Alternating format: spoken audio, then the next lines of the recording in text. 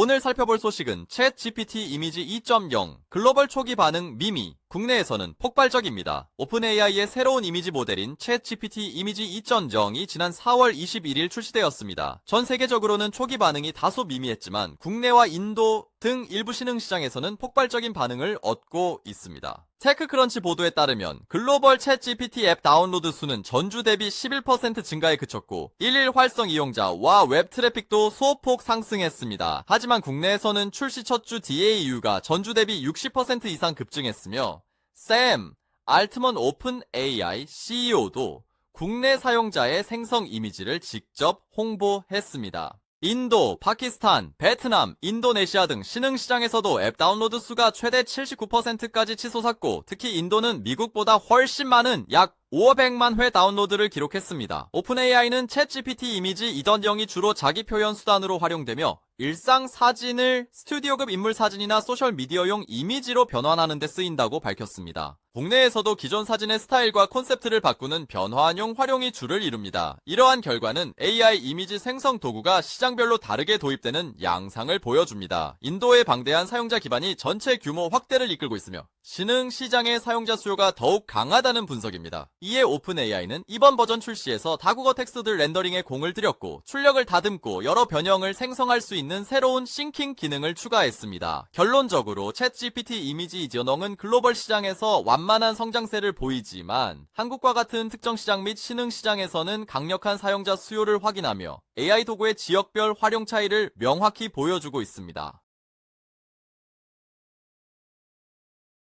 다음 소식은 딥페이크 대응 R&D 민관 실무협의체 발족 범정부 차원의 딥페이크 대응 R&D 성과 연계 확산 체계 구축입니다. 과학기술정보통신부가 딥페이크 피해 예방과 대응을 위해 관계부처, 전문기관, 민간 플랫폼 기업이 참여하는 딥페이크 대응 R&D 실무협의체를 발족하고 첫 회의를 개최했습니다. 최근 인공지능 기술을 악용한 딥페이크 성범죄와 가짜뉴스가 심각한 사회 문제로 떠오르면서 정부는 부처별로 진행하던 딥페이크 대응 R&D를 연계하고 성과를 효율적으로 활용하기 위해 이 협의체를 구성했습니다. 이날 회의에는 과기정통부를 비롯해 성평등가족부, 경찰청, 국립과학수사연구원 등 정부기관과 정보통신기획평가원, 한국전자통신연구원 같은 전문기관, 그리고 카카오, 네이버 등 민간기업이 참여해 딥페이크 생성 억제, 정밀 탐지, 유통 차단 등 전주기적 대응 방안을 논의했습니다. 특히 과기정통부는 올해부터 2030년까지 5년간 총 300억 원 규모의 디지털 딥페이크 범죄 대응 핵심 기술 개발 사업을 신규 추진하며 초기에는 딥페이크 생성 자체를 막는 변환 억제 기술과 고도화된 위조 콘텐츠를 식별하는 정밀 탐지 기술 개발에 집중합니다. 이 중 변환 억제 기술은 한국전자통신연구원이, 정밀 탐지 기술은 한국전자기술연구원이 맡아 핵심 알고리즘과 시스템을 개발할 예정입니다. 이러한 R&D 성과는 성범죄 피해자 보호, 허위 조작 콘텐츠 판별 등 범죄 대응 현장에서 실질적으로 활용될 수 있도록 협력 방안이 모색되고 있습니다. 민관 실무협의체는 앞으로 반기별 정기 회의를 통해 현장의 기술 수요를 파악하고 이를 차년도 연구과제에 반영하며 범정부 차원의 R&D 성과 연계와 확산을 통해 유해 딥페이크 콘텐츠로 인한 국민 피해를 최소화하는 데 주력할 방침입니다. 다음 소식은 인공지능 관련 주요 소식입니다. SAP의 마노스 랍토플러스 글로벌 고객 성공 사장이 기업 환경에서 AI 거버넌스의 중요성을 강조했습니다. 특히 자율적으로 작동하는 에이전트 AI 시스템이 확산되면서 이를 인간 인력처럼 관리하지 않으면 심각한 운영 위험에 노출될 수 있다라고 경고했습니다. 소비자용 AI 모델의 90% 정확도는 기업 환경에서 치명적인 운영 격차를 만들기에 기업들은 대규모 언어 모델 도입 시 정확성, 거버넌스, 확장성, 실질적 비즈니스 영향을 핵심 평가 기준으로 삼고 있습니다. 수동적인 도구에서 능동적인 디지털 행위자로 AI가 진화하는 시점에서 거버넌스 확립이 핵심 과제로 떠오른 것입니다. 에이전트 AI 시스템은 이제 스스로 계획하고 추론하며 워크플로우를 자율적으로 실행할 수 있습니다. SAP는 이러한 변화를 올해 AI 앤 빅데이터 엑스포 북미 행사에서 주요 의제로 다룰 예정이며 기업은 에이전트 수명 주기 관리, 자율성 경계 정의, 정책 시행, 지속적인 성능 모니터링을 의무적으로 구축해야 합니다. 또한 벡터 데이터베이스 통합, 환각 방지를 위한 추론 루프 제한, 결정론적 출력을 위한 고빈도 데이터베이스 쿼리 등 기술적 난제와 비용 증가가 수반됩니다. 기업 이사회는 에이전트 오류 책임, 기계 결정 감사 추적, 인간 개입 임계값, 정의라는 세 가지 기본 문제를 해결해야 하며 이는 최고 경영진의 의무로 인식됩니다. 개발자들은 파편화된 데이터를 AI가 이해하도록 정제하고 제로 지연 시간의 데이터 파이프라인을 구축해야 합니다. 이용자들은 기업 고유 데이터에 기반한 관계형 파운데이션 모델을 통해 AI 정보의 정확성과 신뢰성을 확보하게 될 것입니다. 결론적으로 기업 AI 시스템의 성공적인 도입과 운영을 위해서는 단순한 기술적 구현을 넘어 데이터 품질 확보, 엄격한 거버넌스 체계 확립, 그리고 책임 소재 명확화가 필수적입니다. 이러한 노력만이 AI가 가져올 잠재적 위험을 관리하고 실질적인 비즈니스 가치를 창출할 수 있는 기반이 될 것입니다.